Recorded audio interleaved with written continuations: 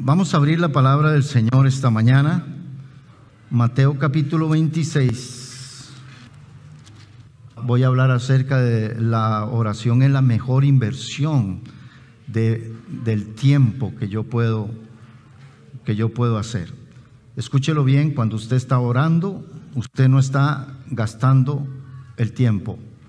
Amén. Cuando usted saca un tiempo para orar, la verdad que esos minutos de oración o esa media hora de oración o esa hora de oración no se puede ver tan carnal y tan natural. Se tiene que ver como un tiempo que vale mucho más que el oro, vale dinero, vale más que dinero, vale más que todas las cosas. Que vale más que todas las cosas preciosas que usted tenga, la inversión en la oración. A veces cuando la gente no le tiene el valor al tiempo de oración, entonces se levanta, lo llaman por teléfono o se distrae y se va para otro lugar porque no le ha dado importancia a lo que, o porque tal vez no ha conocido el valor tan grande y el poder tan grande que va a tener la oración. En Mateo capítulo 26, verso 40, dice así. Mateo 26, verso 40. Vino luego a sus discípulos y los halló, ¿cómo dice? Durmiendo. Y le dijo a Pedro: así que no habéis podido velar conmigo, ¿cuánto? O sea, que los cristianos que ya tenemos tiempo de estar en el camino del Señor, lo mínimo que tenemos que orar es ¿cuánto? 1 hora. Y Dios, hablamos de que Dios nos regala a nosotros 24 horas. ¿Cuántas duerme usted? 6. Puede ser que duerma ¿cuántas? 8. ¿Cuántas trabaja? 6, 8. Ahí ya llevaríamos ¿cuántas?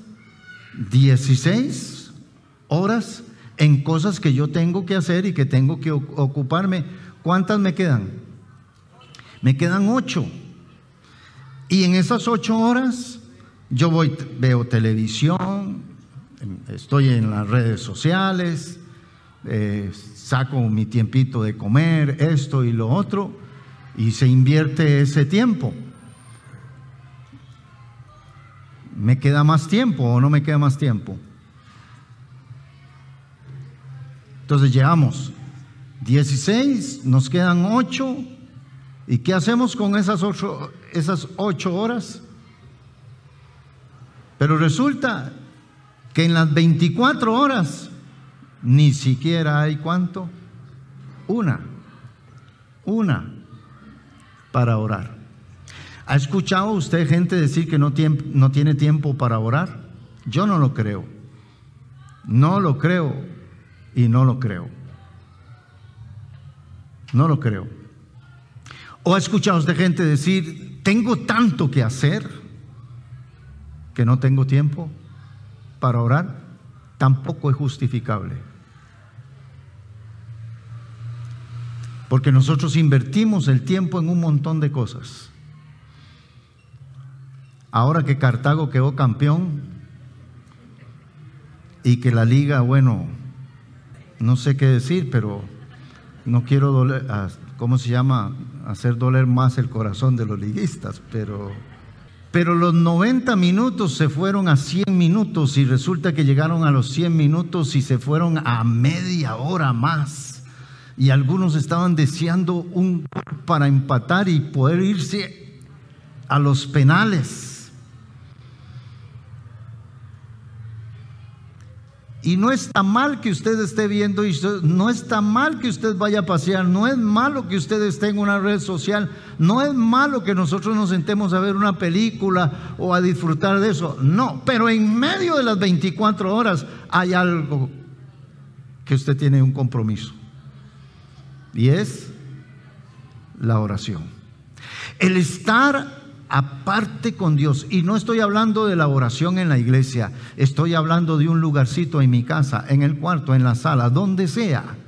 Por más sencilla que sea mi casa, un lugar donde ahí Dios me espera todos los días para que pueda hablar y conversar con Él. ¿Usted tiene ese lugarcito? ¿No lo tiene? Tiene que tener un lugar. Ya sea cuando se levanta y se sienta en la cama allí, o ya sea que se va para la sala, o ya sea que se queda en el comedor. Pero hay un lugar donde usted tiene que tener en su casa. Es el lugar donde Dios te espera siempre para que usted hable con Él. Ahora usted dice, yo lo tenía, ¿qué pasó? Lo quiero motivar esta mañana para que regrese a ese lugar. Hay gente que coge una silla y la pone en la sala y se arrodilla allí, y esa silla ha sido testiga de sus conversaciones con el Señor. Hay otros que tienen un silloncito y ahí se sientan y ha sido testigo de sus conversaciones con el Señor. Hay unas paredes, un cuarto ahí, pero ya está la silla sola, está el cuarto solo, está el lugar vacío, ya no hay comunión con el Señor, porque estoy más entretenido con la película, con el partido, con esto. Le dedico tiempo a todas las cosas, pero la oración es la inversión que va a hacer la Wall Street. Usted, hermano, no tiene un lugar para la mejor inversión que la oración, porque la oración le va a dar resultados a futuro. Digan amén a eso. ¿A cuánto? A futuro. La oración le va a dar resultados a usted, hermano, que va a evitar que usted cometa muchos errores. Muchos errores.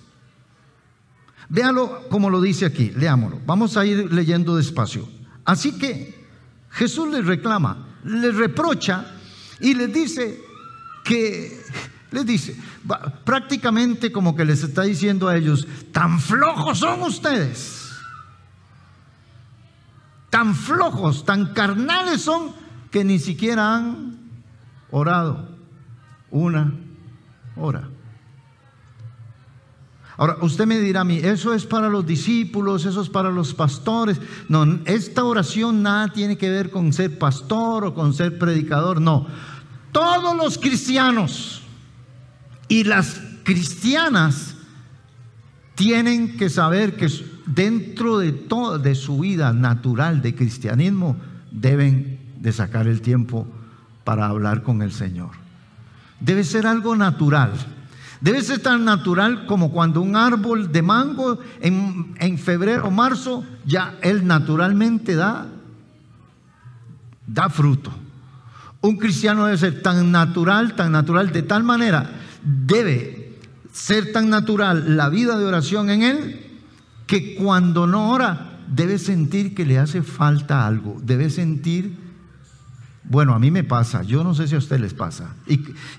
Y yo le he preguntado a muchos hermanos y me han dicho lo mismo, que cuando dejan de orar sienten que hay algo que hace falta, porque el cristiano es así. Ahora, si a usted no le hace falta nada de orar ni nada de eso, pastor, yo no siento nada, es porque usted no se ha convertido a Cristo. Es por eso. Pastor, pero yo tengo 20 años de estar en la iglesia. Pero ese es un síntoma de que todavía no se ha convertido al Señor. Veamos el verso 41. Dice: velad y orad. Dos palabritas muy pequeñas: velad y orar. ¿Qué quiere decir velar? Bueno, velar quiere decir vigilar. Vigilar. Como cuando un guarda está vigilando que no se meta ladrón, quién es aquel, ojo, unas luces por ahí, quién es, oigo una voz por ahí. Eso es velar. Ahora, note que velar no es lo mismo que orar. Lo que está diciendo Jesús es: vele y ore. Es decir, cuide que usted no lo distraiga otra cosa que le vaya a robar la oración. Vela y ora. Vigile que haya que no hayan cosas que le esté quitando el tiempo de la oración. Un día llegué a la casa, a las 11 de la noche llegué a una casa y salió el hijo y le digo, es que vengo a hablar con su papá y su mamá. Me dice, pastor, tiene que esperarlos más o menos una hora. Le digo, ¿por qué? ¿No están? ¿A dónde andan? Me dice, no, es que mi papá y mi mamá a las 11 de la noche, a las 11 de la noche entran al cuarto a orar, y de ahí, aunque los llamen y les digan y de todo, ellos dedican esa hora del tiempo de la oración. ¡Qué disciplina! Eran intercesores de la iglesia, era gente que clamaba por los niños, por los jóvenes, y era una pareja victoriosa en lo que era la oración. Tan es así que después todo el mundo en las noches llegaba a dejar peticiones. Imagínese usted qué cosas, ¿verdad? A una casa, no era una iglesia.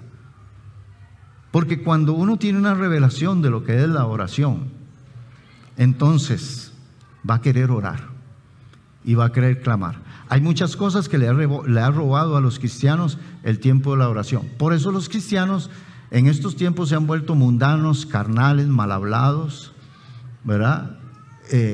Caen en pecados de inmoralidad sexual y un montón de cosas. Porque cuando usted deja de orar, note lo que dice aquí. Vamos a ver.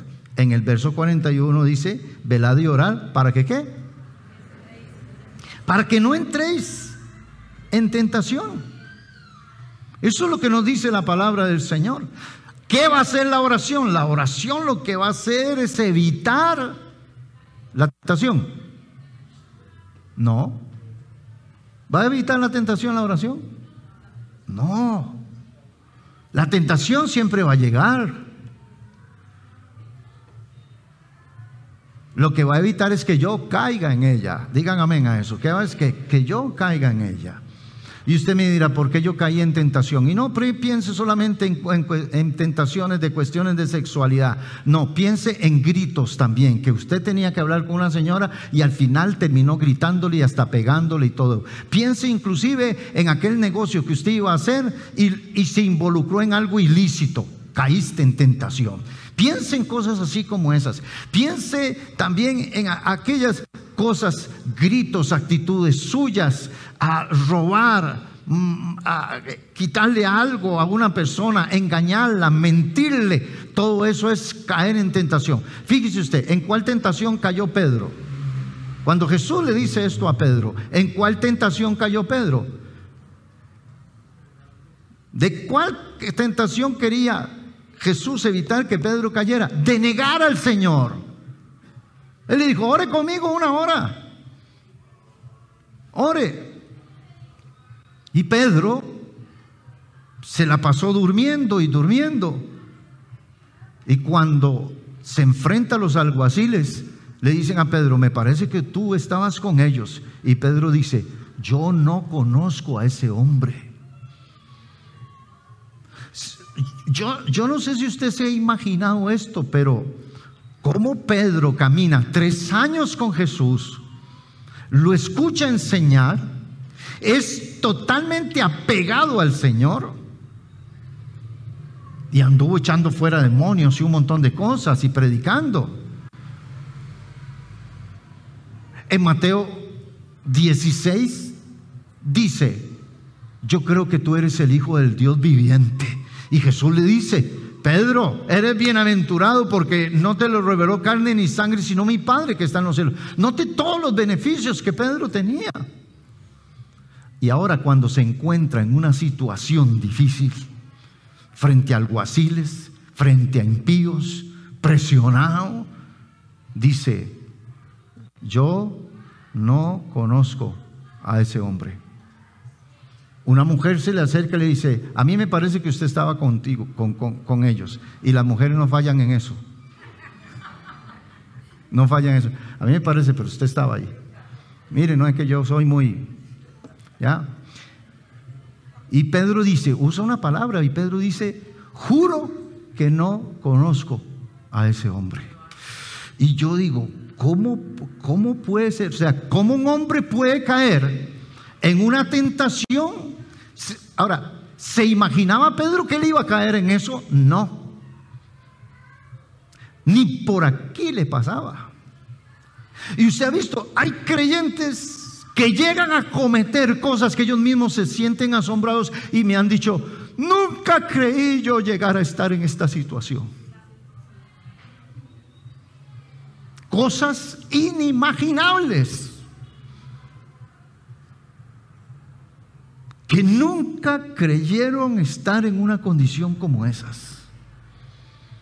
Por ejemplo, el hijo pródigo está en la casa y ahí tiene plata y dice: me voy a ir de aquí y yo estoy pura vida, a mí no me va a pasar nada, yo me la juego, mi papá es un amargado, mi papá solo decirme que no vaya, que no salga, que no haga esto, lo otro, mi papá, el pastor solo gritarme y todo eso, pero se pone a jugar de peligroso a los 16 años, 18, 19 años, juega vivo.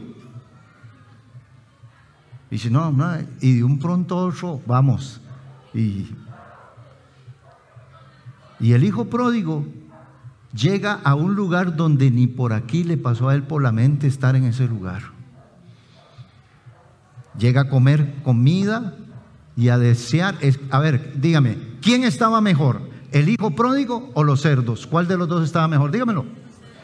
¿Ah? Los cerdos. Los cerdos estaban mejor que él. ¿Quién olía mejor, el hijo pródigo o los cerdos? Los cerdos, porque para los cerdos oler así es un perfume tremendo para ellos. ¿Qué lo llevó ahí?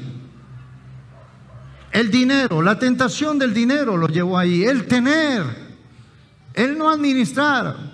¿Qué lleva a mucha gente a un montón de cosas? Muchos de ustedes son líderes y muchos de ustedes aconsejan a mucha gente. Cada vez que vayan a aconsejar a alguien, cuando vengan con problemas y situaciones, antes hagan la pregunta: dígame, ¿cómo está su vida de oración con el Señor? Y le va a contar a usted que es un caos, que es una crisis tremenda. Porque la oración le da a uno autoridad, le da frescura en el alma. Usted no ve todo el libro de los Salmos, está lleno de un hombre que oraba. Yo digo, David, ¿cómo? Y era un rey ocupado, sumamente ocupado. Y cuando yo le he dicho al Señor, David era un hombre que a veces uno lee frases en los Salmos que son frases reveladas en la misma oración.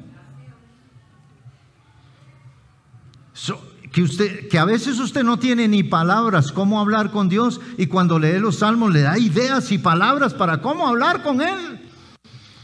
Y eso viene acerca de una comunicación, una relación con Dios, de conocer al Señor.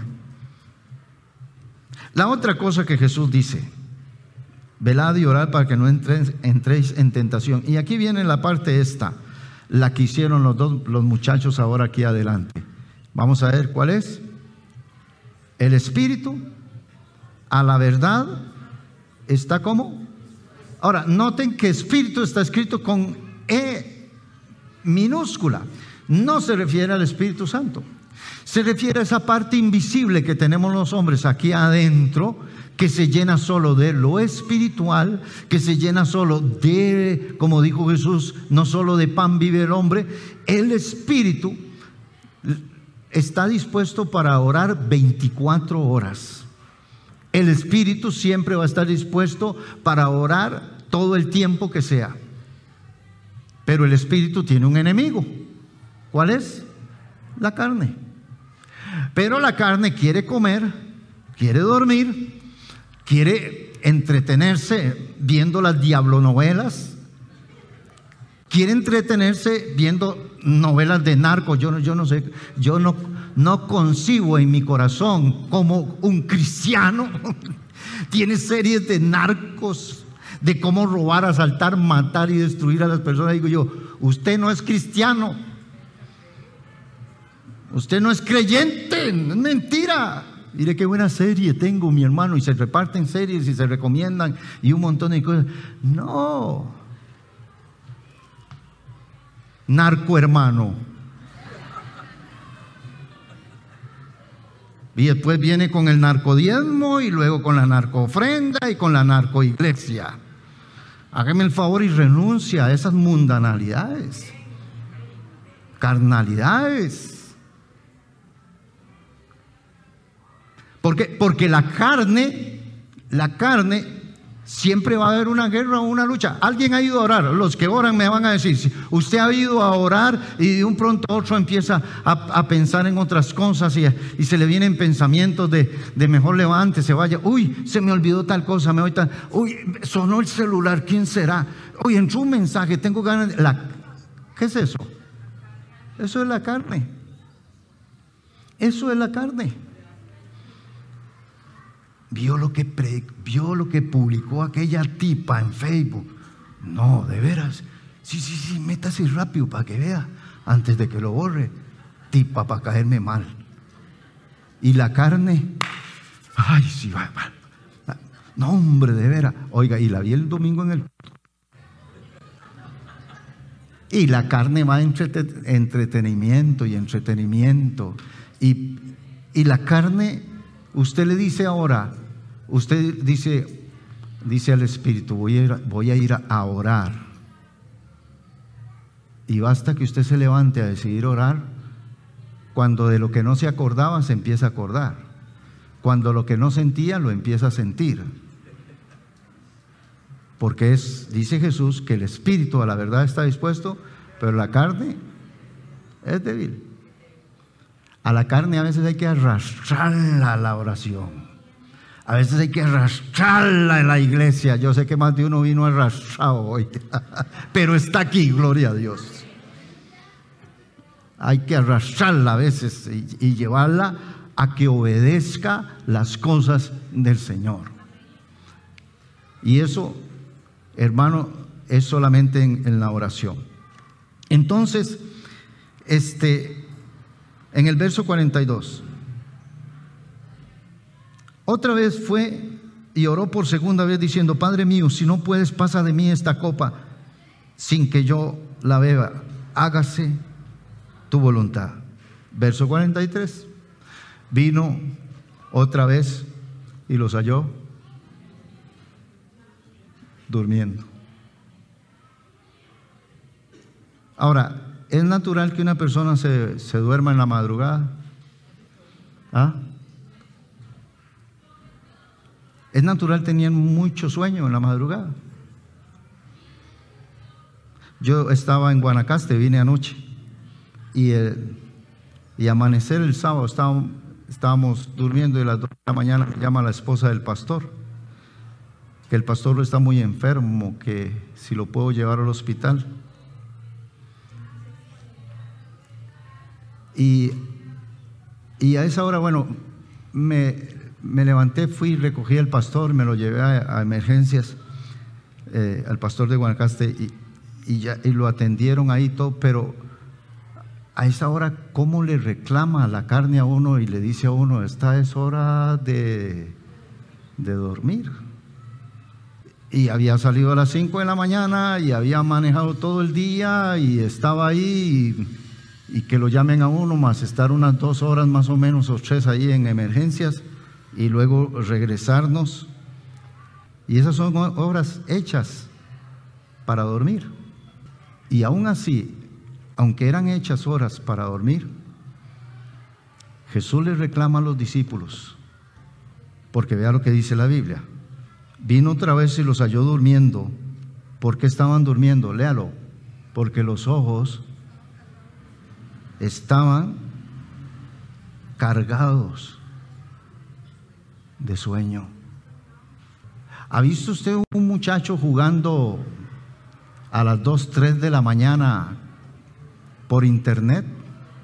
¿O mirando una serie 2, 3 de la mañana por internet? Emocionado, emocionada. Pero él dice: ok, terminé de jugar, son las 2 de la mañana, voy a orar. ¿Cuánto le calcula a usted que dura? Ron 1, fuera. Porque la carne está dispuesta para que le den todo el día, siempre y cuando sea placer a los ojos, placer a los oídos, placer al estómago, placer a la boca, placer y placer y placer. Pero el espíritu reclama y dice, oración. Ahora, ¿es una excusa estar cansado para no orar? No. No y no. ¿Es una excusa tener sueño y decir, tengo mucho sueño, no voy a orar? La demanda del mismo Jesús les dice que aunque sus ojos estaban cargados de sueño, aunque él sabía que estaban cansados y fatigados del día, y aunque era una hora cargada, pesada, aunque era esa hora, aún Jesús los busca a ellos para que oren, porque orar es un reto tremendo, porque decidirse a orar es un reto tremendo. Pero cuando usted está cansado, cargado de sueño y que está fatigado, y usted decide orar y se me pongo de pie, voy, Padre mío, y levanta sus manos, y de un pronto a otro sucede algo sobrenatural, porque usted entra en un mundo espiritual de manera que las fuerzas físicas ya no se van a sentir. Y entra en un mundo espiritual de manera que puedes pasar hasta 1 y 2 y 3 horas, sea en una madrugada o sea en cualquier momento, porque usted entra en un mundo espiritual de manera que ya la carne no controla al espíritu, sino que el espíritu empieza a controlar la carne, y el espíritu dice, carne, aquí se hace lo que yo digo.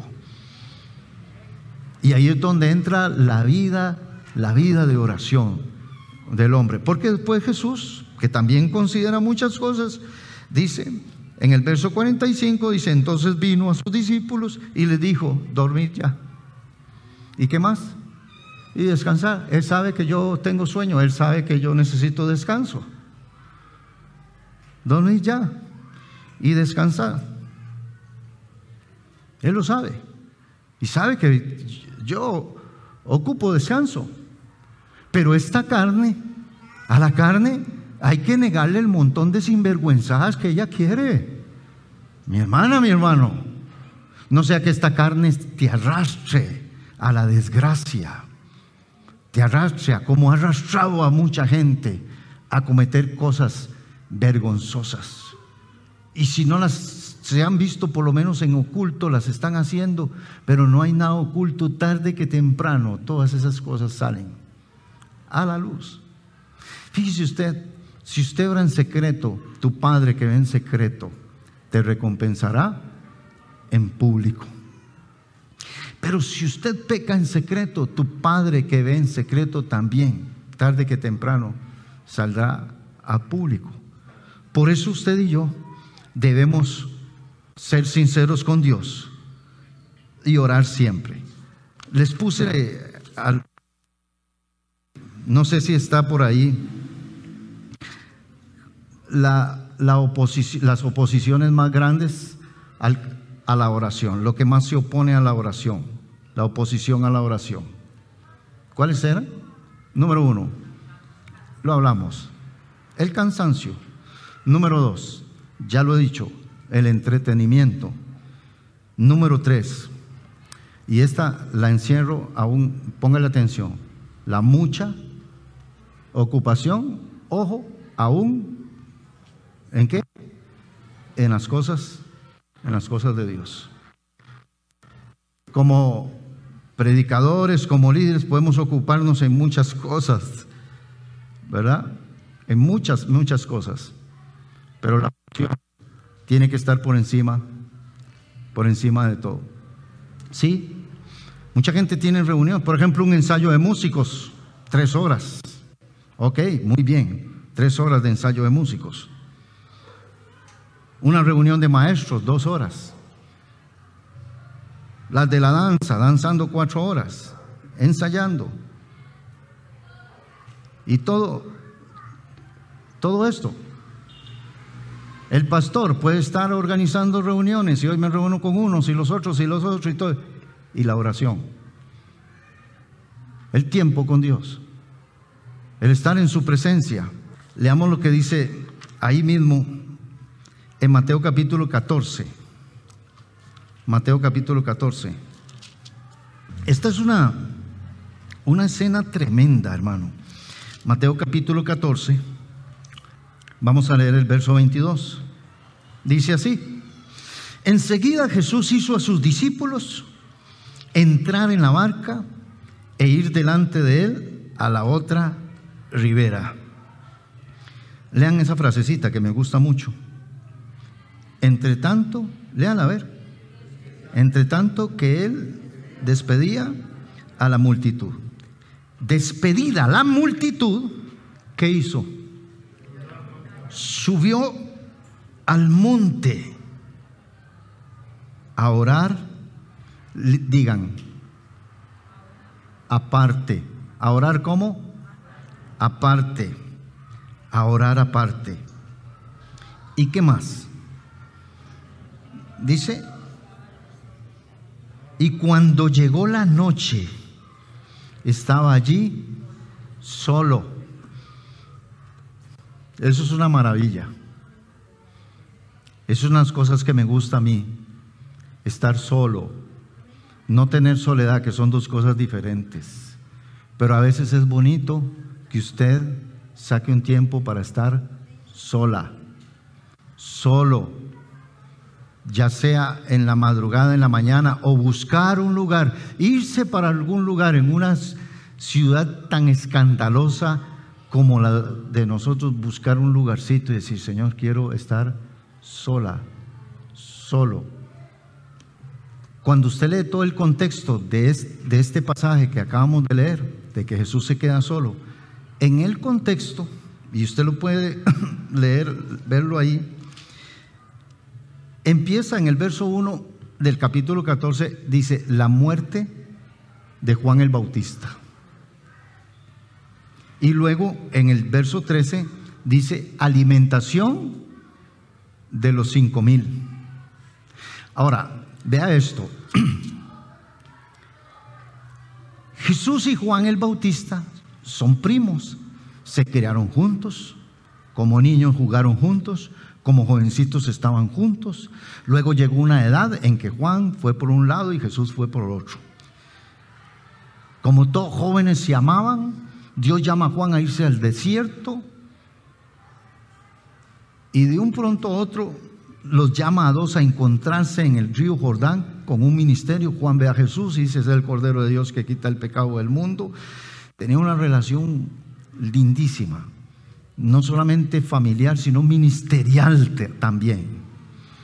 Y Juan, un predicador que se abstuvo de todos los deseos de la carne, de todos los lujos que pudo haberse dado, porque Juan era hijo de un sacerdote y tenía muchos beneficios como sacerdote. Sin embargo, Dios lo llama a renunciar a su vida, inclusive a la comida, lo manda, y él comía langostas con miel silvestre, una comida que nadie la comía, que era nada más para hombres así, que se retiraban.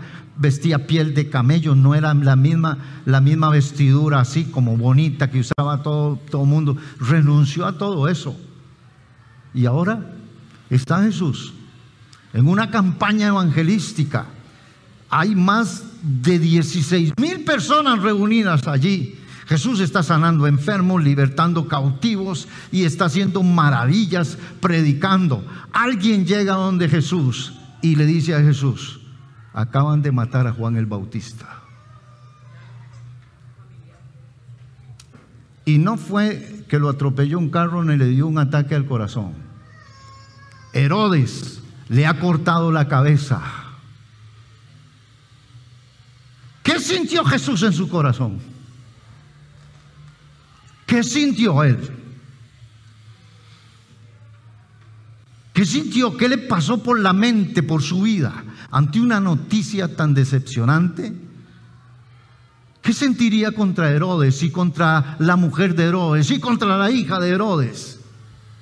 Eso lo pudo haber desviado a él del ministerio y pudo haber dicho, oiga, todos los discípulos, vamos conmigo, voy a ir a tomar venganza de Herodes, llamo ángeles, arcángeles, querubines, destruyo todo Roma, han tocado a mi primo, miren la injusticia que le hicieron. y muchas cosas que pueden haber pasado por allí. Sin embargo, está ante 16,000 personas predicando, enseñando, y un pronto otro, con toda la calma de la vida, empieza a despedir a la multitud. Se le acercaba un niño: Jesús, gracias, y un abracito, un cariñito. Por allá se le acercaba una viejecita: y deme un abracito, despediendo a la multitud, pero con una cosa en el corazón tremenda. Y cuando hubo despedido a la multitud lo pudo distraer, la multitud lo pudo entretener, la multitud lo pudo apartar inclusive hasta del mismo propósito de Dios. Pero le voy a decir algo. Aquí dice la palabra del Señor que Él dice: y aquella noche, inclusive no solo despide a la multitud, sino que le dice a sus discípulos: cojan el barco, se van ustedes adelante, yo me encargo de toda esta gente, ya las despido. Los discípulos se van, y me gusta esta parte porque me gusta demasiado. Verso 23: despedía a la multitud, subió al monte a orar aparte. Y cuando llegó la noche, estaba allí solo. Ante un conflicto como ese, ¿qué haría usted? ¿Qué hacemos? Pero hay una tentación ahí tremenda. ¿Qué haríamos? Ante la ira de un hombre, ante la ira de un vecino, ante la ira de un compañero de trabajo, ¿qué hacemos? ¿Por qué pasa tanto tiempo orando? Porque no quería coger otro rumbo, porque no quería coger otra dirección de venganza, de revanchismo. Porque la oración, cuando usted va a la oración, a veces la gente va a la oración solamente a pedir y a pedir y a pedir. No, señores, la oración, a quien cambia primero es a mí. Dios en la oración hace un trabajo tremendo, porque Él sabe que yo tengo una guerra tremenda contra la carne, contra pensamientos, contra actitudes que no los estoy viendo en el momento de la oración, pero me los voy a enfrentar en la calle, en el día, en la semana, en el mes, en el trabajo, con la gente. Voy a tener que enfrentar muchas cosas. Y aquí es donde Jesús se mete en el tiempo de la oración. Pasa horas orando. Usted sabe, Jesús había que tener un carácter grande como para no decirle a los discípulos: venga, vámonos a Jerusalén a ver qué es el asunto de ese Herodes que mató a mi primo. Pero aquí es donde la oración, ¿sabe por qué? Porque la oración tiene esto, y apúntelo: cuando usted va a orar, el ego suyo, su yo, empieza a morir. Porque una de las cosas que nosotros vivimos es por lo que a mí me da la gana, por lo que yo creo, por lo que yo pienso, y si me la hacen, yo la hago. Pero en la oración, el ego suyo empieza a morir. En la oración muero.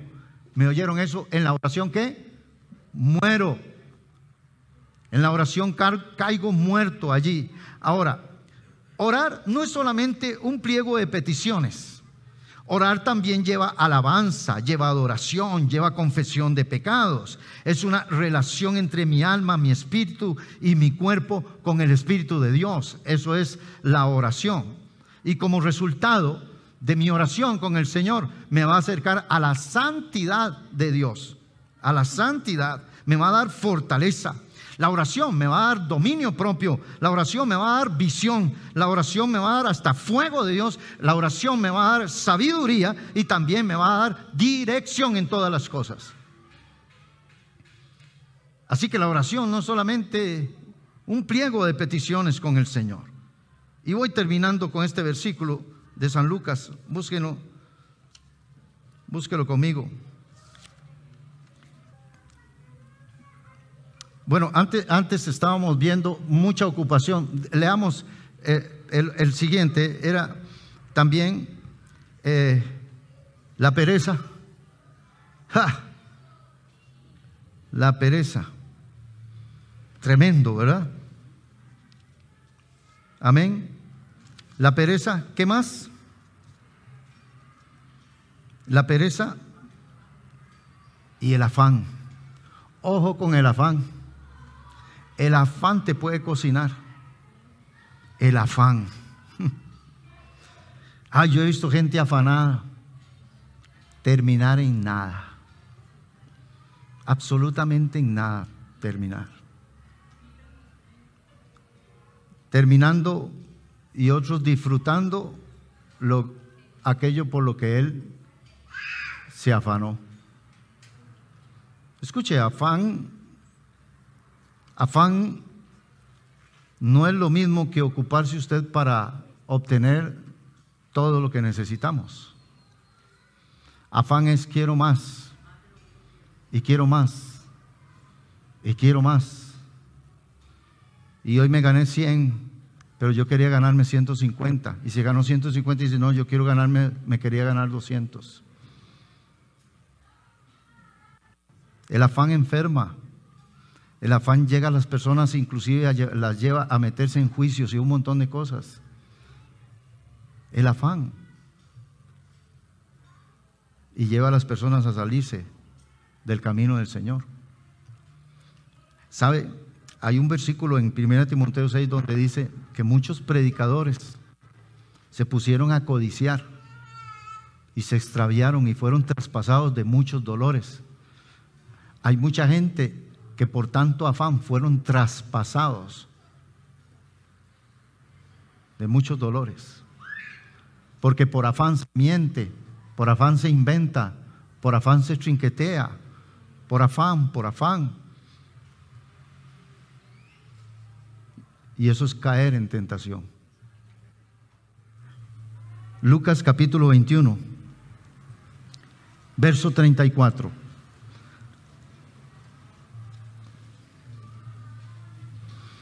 La recomendación para el tiempo final es la oración.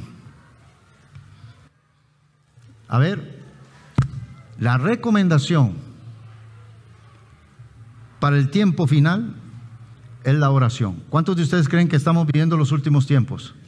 ¿O no? Yo sí creo que estamos en la recta final, de acuerdo a los tiempos. Pero la recomendación para el tiempo final es la oración. Los tiempos finales no los podremos enfrentar con lindas conferencias y agradables cultos. Estos tiempos finales los tenemos que enfrentar con la oración. Lucas 21:34 dice: mirad también. ¿Por quién? ¿Por su vecino? ¿Por su hijo? ¿Por su hija? ¿Cómo dice ahí? Verso 34, Lucas 21:34, ¿qué dice? Mirad también por vosotros mismos. Por vosotros mismos. Que vuestros corazones no se carguen de glotonería y embriaguez y de los afanes de esta vida. ¿Y qué más dice?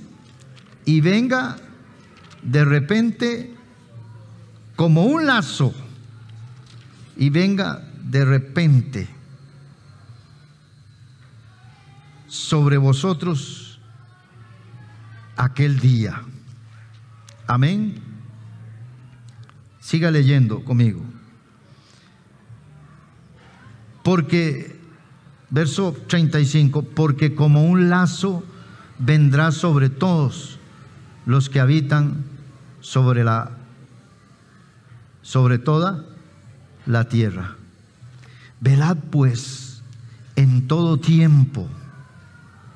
¿Qué cosa? Orando, que sean dignos, que sean tenidos por dignos de escapar de todas las cosas que vendrán y de estar en pie delante del Hijo del Hombre. Pero note lo que dice, que nuestros corazones no se carguen de glotonerías y de embriaguez. Y no piensen en embriaguez en el guaro y en la cerveza, no piensen en esa embriaguez solamente. embriagarse de soberbia, embriagarse de orgullo. Usted no ha visto cómo hay gente que está embriagada de soberbia, publicando cosas en el Facebook y todo eso, y entre más me dan me gusta, más empiezan a salir haciendo más tonteras y más cosas que no contribuyen al desarrollo y al bienestar del hombre. Se embriagan de ego, se embriagan de vanagloria, de soberbia, desde predicadores hasta servidores y cantantes cristianos, embriagados de orgullo y de soberbia. Dice que vuestros corazones no se embriaguen de nada de estas cosas, ni de los afanes de esta tierra. Vela, cuídese, ore. Mire, hermano, cada día el mundo va más perdido, está más desviado, y cada vez a los muchachos y a las muchachas les meten en la cabeza cosas que los hacen creer que no son malas.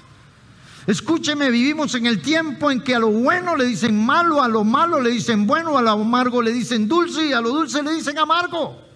Y usted, si no tiene oración para discernir lo amargo de lo dulce, si no tiene oración no lo va a ver, todo lo va a ver bien. Si no tiene oración entre lo bueno, malo y lo bueno, usted va a decir, es que yo no le veo nada malo a esto. ¿Ha escuchado frases de los muchachos diciéndole a mamá, mamá, ¿y qué tiene malo de eso? Es que yo no le veo nada de malo. ¿Ha escuchado esas frases alguna vez? ¿Por qué no le ve nada de malo? Porque no tiene ojos espirituales. Pero el hombre y la mujer de Dios tienen discernimiento. Las abuelas y las madres tienen un instinto dado por Dios que ellas lo saben. Ellos lo saben. El instinto materno es una cosa misteriosa y maravillosa, que todos nosotros nos hemos dado cuenta que tenía razón ya cuando llegamos y cuando estamos leñateados, eso es una desgracia. Entonces dice, abuelita tenía razón, el pastor tenía razón. Y la oración me va a dar discernimiento. Discernimiento. A veces le he dicho, veo a los pastores haciendo ciertos comentarios de cosas, ¿verdad? De falsas doctrinas, de falsas enseñanzas, y entonces me quedo oyendo yo y digo, bueno, uno que tiene un poquillo de años ya se ha vuelto más mañoso y tiene esa cosa natural y el don también que Dios da, y digo, pero ese pastor no ve esto y no está viendo lo otro y no ve aquello. Cuando usted entra en oración, Dios le abre los ojos espirituales. Usted ve cosas que la gente no ve, cosas que ojo no vio, ni oído oyó, ni han subido en corazón. Son las que Dios tiene preparadas para los que le buscan, para los que le aman. Pero cuando caminamos en una vida natural, en una vida carnal, me gritó, yo le grito, me pega, yo le arreo, me robó, yo le robo. Este es un cristiano mundano, carnal. Por eso encontramos en la Biblia hombres como Abraham hablando con Dios, Moisés hablando con Dios, Esther hablando con Dios, Débora con Dios, mujeres de Dios, hombres de Dios. Y véngase leyendo toda la trayectoria de todos los hombres y mujeres de Dios que hoy en día nos inspiran a tantas cosas y todo eso. ¿Cuál fue la clave de todos ellos? ¿Cuál? Dígamela, ¿cuál fue? La oración. Hay gente que le dice, Dios, úsame. ¿Cuánto quiere Dios? ¿Usted quiere que Dios la use? ¿Queremos que Dios nos use? Busquémoslo en oración. Busquémoslo en oración. Tuve un muchacho aquí un día, no sé, hace unos 15 días, vino a hablar conmigo. Y cuando habló conmigo, yo después me quedé asombrado, digo yo. Me asusté, William, porque le dije unas palabras que fueron de tanta fortaleza y bendición, que dije yo nunca en mi vida de predicador y pastor, nunca he dicho esas palabras. Y se las di por revelación a él. Y ese muchacho salió transformado, digo yo. Y después yo me doy la vuelta y digo, ay, qué carga que habló, William. Me eché pero después me doy cuenta que no es William. Que es que entre más cerca usted pasa de Dios, hasta le viene un lenguaje espiritual, actitudes espirituales. le vienen cosas diferentes. Este es un tiempo de mucho desafío, de multiplicación de la maldad, de falsos cristos, de falsos profetas. Es un tiempo en que no sé de a dónde salieron tantos ateos. Ahora todo el mundo es ateo, no se ha dado cuenta. Yo siempre he visto que las universidades siempre se discutía de Dios, pero hoy los grandes científicos salen hablando, los más famosos salen hablando acerca de la mentira de Cristo, de la mentira de la resurrección, de que Dios no existe y que se prueba científicamente la no existencia de Dios, y que la resurrección no está comprobada científicamente, y que para creerla, y un montón de pasos. Y ha de creer usted que un montón de evangélicos dicen: tremendo eso. Le digo algo, los hombres más sabios, por ejemplo, tuvimos un gobierno ateo, el gobierno anterior, que fue un gobierno ateo, ¿verdad? Y las organizaciones ateas, que cada día se levantan más.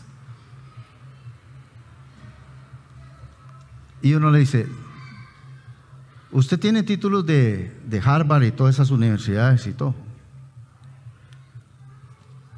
Fíjese usted que hay un hombre que se llama Salomón, que ha sido el hombre más sabio que estuvo aquí en la tierra. Y Salomón creía en Dios. Y había un rey que también es rico, que es Salomón, y sabio, y creía en Dios, y amaba a Dios, y en su vida cotidiana se equivocó tremendamente, pero él, que es más sabio que cualquier presidente y que cualquier institución, creían y amaban a Dios. Pero le digo algo, hay otro hombre que fue un rey, que se llamaba David, que fue más sabio que los líderes de ahora, y amaban a Dios con todo su corazón y creían en Dios. ¿Y sabe qué? Según el decálogo que presentan también en las instituciones judiciales para hablar de leyes, usan una cosita, usan algo que ponen ahí como los 10 mandamientos. ¿Sabe qué? El hombre que dio los 10 mandamientos fue uno de los hombres que amó más y creyó más en Dios y vio más milagros de Dios. Usted lo supera a esos hombres. Los universitarios que están ahora y dando reglas para el mundo entero superan a todos esos hombres. Superan a Moisés, superan a Salomón, superan al rey David, superan sus escritos. Pero ellos son más sabios sin Dios. ¿Lo superan? No lo superan. Y si nos vamos a hombres como el mayor de todos, que tuvo la autoridad de decir: he aquí alguien más que Salomón, Jesucristo, que los años los cuentan antes de él y después de él, que mucha gente lo odia, pero mucha gente lo amamos, que mucha gente no cree en él, pero muchos creemos en él, que nadie ha hablado como él, que un día lo mandaron a detener y le mandaron los más sabios de ese tiempo para tomarlo preso, y los sabios de ese tiempo lo mandaron para tomarlo preso, y cuando llegaron los alguaciles con todas sus armas y todo a tomarlo preso, dice que se cayeron y devolvieron y se volvieron a los sabios que los habían mandado y le dijeron: ¿por qué no lo trajeron preso? Y oiga lo que dijeron: nunca hemos oído a un hombre hablar como ese hombre. Jesús, él, que ha cambiado más corazones que la ciencia misma, que ha transformado más corazones que la psiquiatría, que la psicología, y que las personas que se daban por ya no sirve para nada, Él las escogió para que fueran sabios de este mundo. La Biblia nos manda a nosotros a orar hagamos lo que estos grandes hombres hicieron. ¿Cuánto tiempo pasaba Moisés, David, Jesús mismo en la presencia de Dios? Jóvenes, apártense a buscar al Señor y usted será un joven poderoso en las Escrituras y poderosa. No sea tontillo como los demás jóvenes, simple como los demás jóvenes. Usted sabe, hay jóvenes simples. Sí, hacen lo que todo el mundo hace, hablan lo que todo el mundo habla. Marquen la diferencia. Marquen la diferencia y te vas a echar al diablo y al mundo encima. Pero Dios va a estar de parte suya. Y ese diablo y ese mundo que hoy te va a atacar, mañana te va a buscar para que le ayude. Pero seamos poderosos en la búsqueda de Dios en la oración. Amén. Los que tocan, que esa guitarra saque demonios cuando usted toca. Que ese piano espante los demonios.